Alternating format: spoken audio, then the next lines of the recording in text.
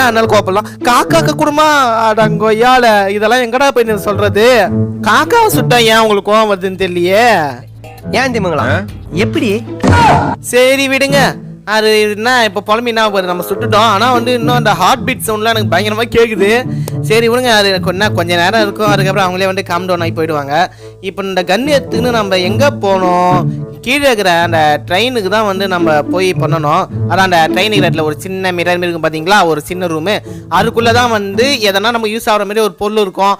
அதான் சரின்னு சொல்லிட்டு நம்ம அங்கே போய் அதை வாட்ஸ்அப் அப்படியே வந்து எடுத்துக்கலாம். ஓகே, இறங்கியாச்சுடா. இப்படியே இறங்கி போனால் இந்த இடத்துல டெடி பேர் இருக்குமா? இருக்கு. இல்லை ஒன்றுமே இல்லை. அது இருக்குதா? எத்தனை டிராவு? வீடை காலி பண்ணி வெளியே போங்கடா. ஓகே, இந்த பக்கம் யாரா இருக்காங்களா? யாரும் இல்லை.